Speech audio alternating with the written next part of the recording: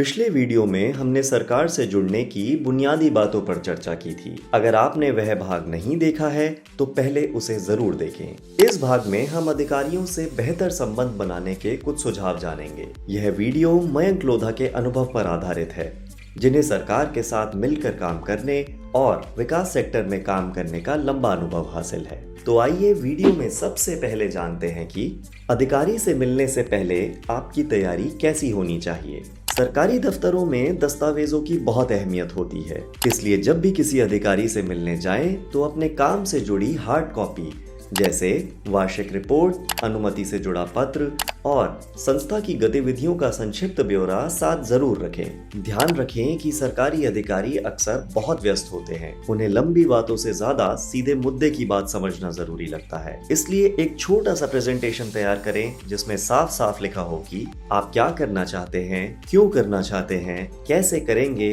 और इससे सरकार को क्या सहयोग मिलेगा। साथ ही अपनी प्रेजेंटेशन में यह भी बताएं कि इस काम में आपकी और सरकार की क्या क्या जिम्मेदारियां होंगी।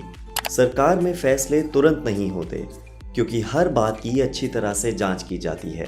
इस कारण कभी कभी प्रक्रिया में समय भी लग सकता है। इसलिए आपको नियमित तौर पर अधिकारी या उनके पीए से फॉलो अप करते रहना चाहिए। लेकिन यहाँ यह बात भी ध्यान रखनी जरूरी है कि सरकार के साथ मीटिंग फिक्स करना आसान नहीं होता। इसलिए काम करते समय आपके सामने यह सवाल भी आ सकता है कि अधिकारियों से अपॉइंटमेंट लेने के सबसे प्रभावी तरीके क्या हो सकते हैं। अधिकारी का भरोसा जीतना जरूरी है ताकि वे आपके प्रस्ताव को मंजूरी दें।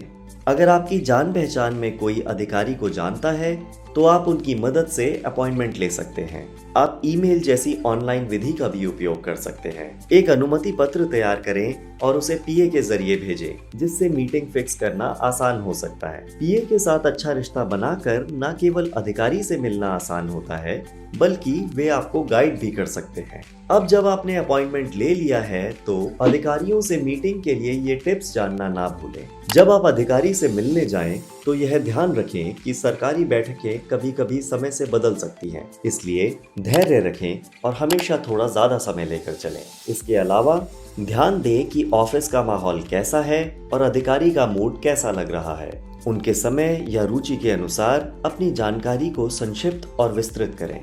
प्रेजेंटेशन में सटीक और नया डेटा दें और उसका स्रोत भी बताएं कि प्रोजेक्ट कब और कैसे करेंगे और इसमें कितना समय लग सकता है। अगली बैठक कब करनी चाहिए, उसमें क्या चीजें साझा की जाएंगी। अधिकारी के साथ इस पर चर्चा करते हुए बैठक समाप्त करें। हमेशा अगली मीटिंग शुरू करने से पहले पिछली मीटिंग की ब्रीफिंग दें, इससे अच्छा प्रभाव पड़ता है। आइए अब जानते हैं कि अधिकारियों के साथ लंबा और अच्छा रिश्ता कैसे बनाएं।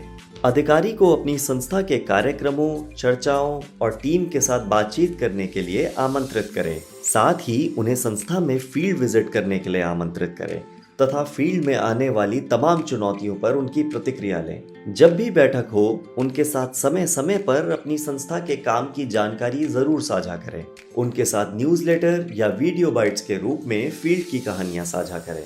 सरकार के साथ काम करते समय आपको यह भी हमेशा ध्यान रखना चाहिए कि सरकारी विभागों में निचले स्तर के अधिकारियों के साथ रिश्ता बनाना भी बेहद फायदेमंद होता है, क्योंकि इन्हीं अधिकारियों का सबसे कम ट्रांसफर होता है। ये अधिकारी आमतौर पर सरकारी प्रक्रियाओं और उपायों पर बहुत अच्छी पकड़ रखते हैं। अब अगर अधिकारी अनुमति ना दें तो क्या करें? कभी कभी चाहे आपकी तैयारी कितनी भी मजबूत हो, लेकिन ऐसा हो सकता है कि अधिकारी से फिर भी अनुमति ना मिले। इसके पीछे कई कारण हो सकते हैं। आप अपनी बात अच्छी तरह से ना रख पाए हों, या फिर अधिकारी को यह समझने में मुश्किल आ रही हो कि सरकार को उससे क्या फायदा होगा। इसके अलावा यह भी हो सकता है कि जिस दौरान आप अधिकारी को अप्रोच कर रहे हों, उनके असेसमेंट प्रोग्राम, सर्वेक्षण, ऑडिट आदि जैसी गतिविधियां चल रही हों, या फिर उन्हें उसमें कोई निजी फायदा ना दिखे। उदाहरण के लिए, जब अधिकारी रिटायरमेंट के करीब होते हैं तो वे अक्सर नए प्रोजेक्ट्स और पहल में रुचि नहीं दिखाते।